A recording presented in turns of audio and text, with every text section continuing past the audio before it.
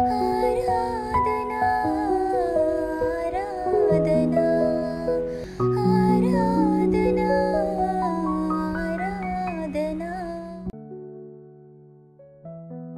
Good morning everyone. Welcome to 3 Minutes Word Bite. 3 నిమిషంల విశ్వాస వాగ్దాన వాక్య ధ్యానంలోనికి మిమ్మల్ని అందరినీ కూడా ప్రభు పేరిట స్వాగతం తెలియజేస్తున్నాను. వాక్య ధ్యానంలోనికి వెళ్ళక మునుకు like, share and subscribe and share it with your friends and families. దయచేసి మీ యొక్క ప్రేయర్ రిక్వెస్ట్ కామెంట్ బాక్స్లో వేయండి. మీ కొరకు ప్రార్థిస్తాము. దేవుడు మిమ్మల్ని దీవించును గాక. నేటి వాక్య ధ్యానాంశము మీకు క్షేమాభివృద్ధిని కలుగును. God bless you graciously. సంఖ్యాకాండము 6వ అధ్యాయము 24 నుండి 26 వచనంలో ఒక గొప్ప ఆశీర్వాదము అక్కడ జ్ఞాపకము చేయబడుతుంటున్నది. యెహోవా నిన్ను ఆశీర్వదించి నిన్ను కాపాడునుగాక. యెహోవా నీకు తన సన్నిధిని ప్రకాశింపచేయునుగాక. యెహోవా నీ మీద తన సన్నిధిని కాంతిని ఉదయింపచేసి నీకు సమాధానము కలగజేయునుగాక. ప్రియులరా, ఆశీర్వాదము అనేది ప్రతి ఒక్కరికి దీవెనగాను మరి అనుగ్రహించే వారిగా ఉన్నట్లుగా చూస్తుంటున్నాం. పరిశుద్ధ గ్రంథంలో అనేకమైన పర్యాయంలో దేవుని యొక్క ఆశీస్సుల కొరకు పరితపించిన వారు అనేకులుగా ఉంటున్నారు. ఈ యొక్క ఆశీర్వాదమును గాడ్ బ్లెస్ యూ గ్రేషియస్లీ, కృపసహితమైన ఆశీర్వాదములను ఎవరికి పొందుకునే వారిగా ఉంటారంటే, the blessing that are undeserved yet freely poured out. ఎవరైతే అర్హత యోగ్యత లేని వారికి ఉచితముగా బహుమానముగా దేవుడు అనుగ్రహించే ఆశీర్వాదము ఈ ఆశీర్వాదమై ఉంటున్నది. ఇన్ ఎ వరల్డ్, ఈ ప్రపంచంలో ప్రతి వాటిని కూడా కొలతగా ఒకరు చూసేవారిగా ఉంటాం. కొందరు డబ్బుతో కొలిచేవారిగా ఉంటారు, కొందరు పదవులతో కొలిచేవారు ఉంటారు, వారి యొక్క ప్రఖ్యాత కాంచిన వారిని ఒక విధముగా కొలిచేవారిగా ఉంటారు. కానీ పరిశుద్ధ గ్రంథము మనలను ఏ విధంగా కొలుస్తున్నది అంటే, అది కృపచేతనే మన యొక్క కొలత అంటూ వాక్యంలో జ్ఞాపకం చేస్తుంది. ఇట్టి ధ్యానంలో 3 ప్రాముఖ్యమైన సత్యములు మనం చూద్దాం. మొట్టమొదటి సత్యం, God's grace is the foundation of every blessings. దేవుని యొక్క కృప ప్రతి ఒక్క ఆశీర్వాదమునకు మూలమై ఉంటున్నది.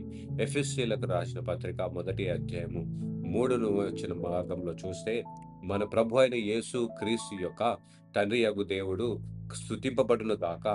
ఆయన క్రీస్తునందు పరలోక విషయములలో ఆత్మ సంబంధమైన ప్రతి ఆశీర్వాదమును మనకు అనుగ్రహించాడు. ఆత్మ సంబంధమైన ప్రతి ఆశీర్వాదమును అనే ఉదాహరణ గురించి చూసినట్లయితే, అది శారీరకమైన ఆశీర్వాదం కావచ్చు, మానసికమైన ఆశీర్వాదం కావచ్చు, ఆధ్యాత్మికమైన ఆశీర్వాదం కావచ్చు, నిత్యత్వం అనే ఆశీర్వాదం అని కావచ్చు. ఇవన్నీ కూడా దేని నుండి ప్రవహింప చేస్తున్నది అంటే, దేవుని యొక్క కృపలో నుండి మనము పొందుకునే వారై ఉన్నాము అంటూ జ్ఞాపకం చేస్తుంటున్నది. నిర్గమాకాండము 34వ అధ్యాయము 6వ వచనంలో ఏమంటుందంటే, కృప సత్యము గల దేవుడైన యెహోవా అన్న మాట నుంచి. అంటే this blessing, the source of this blessing is God himself. ఆయన కృపామయుడు కాబట్టే మనలను ఆ కృప చేతనే మనలను ఆశీర్వదించి ఉన్నాడు. అది మన పనులను బట్టి, మన కార్యములను బట్టి, మన క్రియలను బట్టి పొందుకోలేదు, కానీ అది కేవలము దేవుని వరమై ఉన్నది అంటూ రోమీయులకు రాసిన పత్రిక 11వ అధ్యాయం 6వ వచనంలో చూస్తుంటున్నాం. కాబట్టి ప్రియులరా, ఈరోజు మనం అతిశయించడానికి కారణం ఏమైనా ఉన్నదంటే, అది దేవుని కృపయే ఉండాలి, కానీ మన కార్యములను బట్టి కాదు అంటూ జ్ఞాపకం చేయబడుతుంది. రెండవ ప్రాముఖ్యమైన సత్యం చూసినట్లయితే, God's grace restores the brokenness. దేవుని యొక్క కృప మన నలిగిన జీవితాలను తిరిగి నిర్మించే విధముగా ఉంటున్నది అంటూ జ్ఞాపకం చేస్తుంటారు. పేతురు రాసిన మొదటి పత్రిక 5వ అధ్యాయము 10వ వచన భాగంలో ఈ విధముగా ఉంటున్నాయి. తన నిత్య మహిమకు క్రీస్తునందు మిమ్మును పిలిచిన సర్వ కృప నిధియగు దేవుడు కొంచెమే కాలము మీరు శ్రమపడినను పిమ్మట తానే మిమ్మును పూర్ణులుగా చేసి స్థిరపరిచి బలపరచును. ప్రియులరా, ఇక్కడ సర్వ కృప నిధియగు దేవుని నామకర్తన జ్ఞాపకము చేయబడుతున్నాం. God's gracious blessing comes not only to the righteous but for to the weary and the wounded. కేవలము నీతిమంతులకు మాత్రమే కృపను అందించడం మాత్రము కాదు, కానీ అనీతిమంతులకను కూడా కృప విస్తారముగా అనుగ్రహింపబడినట్లుగా చూస్తుంటున్నాం. ఎక్కడైతే పాపము విస్తరిస్తుందో అక్కడ కృప అధికముగా విస్తరిస్తుంది అంటూ వాక్య భాగంలో జ్ఞాపకము చేయబడుతున్నది. యెహెజ్కేలు గ్రంథము 37వ అధ్యాయము 5వ వచన భాగంలో మనం చూసినట్లయితే, ఈ కృప ఈ జీవమును ప్రాణమును పోసే విధముగా ఉంటున్న దేనిలో అంట, ఎండిన ఎముకల సైతము ప్రాణమును పోసే విధముగా ఉంటుంది అంటూ జ్ఞాపకం చేస్తుంది. That is the reason when you feel unworthy, remember, my dear friends, that God blesses you not because of what you are been perfect or not, but because he is gracious enough. ఆయన కృపామయుడు కాబట్టి, కృప నిధి కలిగిన వాడు కాబట్టి, సర్వ నిధి ఆయనలోనే ఉన్నది కాబట్టి, దాని ప్రకారమే నిన్ను దేవుడు ఆశీర్వదించడానికి ఇష్టపడుతున్నాడు. మూడవ ప్రాముఖ్యమైన సత్యము, God's grace leads towards eternal peace. నిత్య విశ్రాంతిలోనికి ఆయన కృప ఆహ్వానించే వారిగా ఉంటున్నది. ప్రియులరా, పరిశుద్ధ గ్రంథంలో మనం గమనించినట్లయితే చివరి అధ్యాయంలో, చివరి గ్రంథము ప్రకటన గ్రంథములో చివరి అధ్యాయము చివరి వచనంలో మనం గమనించినట్లయితే, ప్రకటన గ్రంథం 22వ అధ్యాయం 21వ వచన చివరి వచనంలో, ఈ గ్రంథములో అతి చివరి వచనముగా, ప్రభువైన యేసు కృప పరిశుద్ధులకు తోడయుండును గాక, ఆమేన్ అంటూ జ్ఞాపకం చేస్తున్నాం.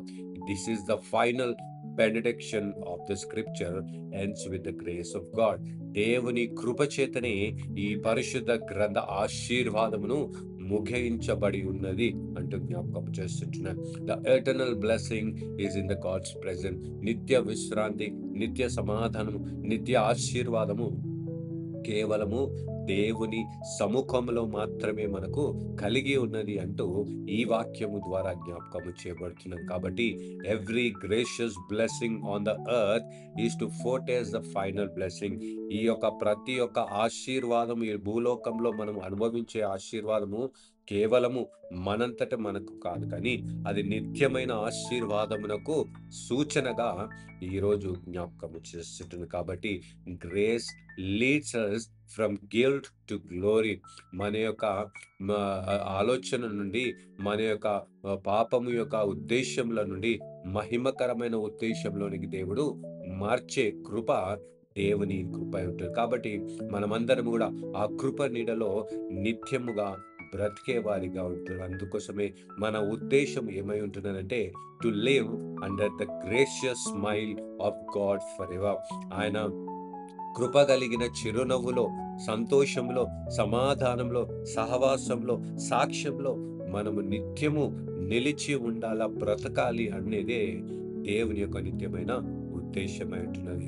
సంఖ్యాకాండం 6వ అధ్యాయం 25వ వచన భాగంలో ఈ విధంగా అంటారు. ఏమని అంటే, యెహోవా నీకు తన సన్నిధిని ప్రకాశింపజేసి నిన్ను కరుణించును గాక.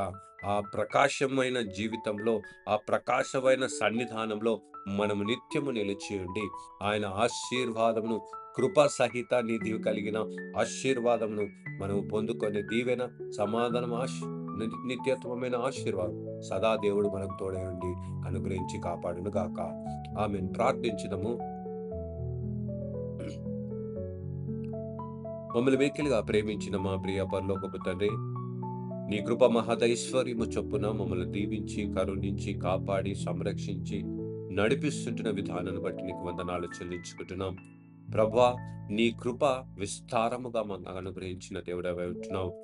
అర్హత, యోగ్యత ఎంచక కేవలము నీ కార్యమును బట్టి, నీ కృపను బట్టే నీవు మమ్మల్ని ఆశీర్వదించడానికి సిద్ధముగా ఉన్నావు అంటూ జ్ఞాపకం చేసి ఉంటున్నావు. అందును బట్టి నీకు వందనాలు.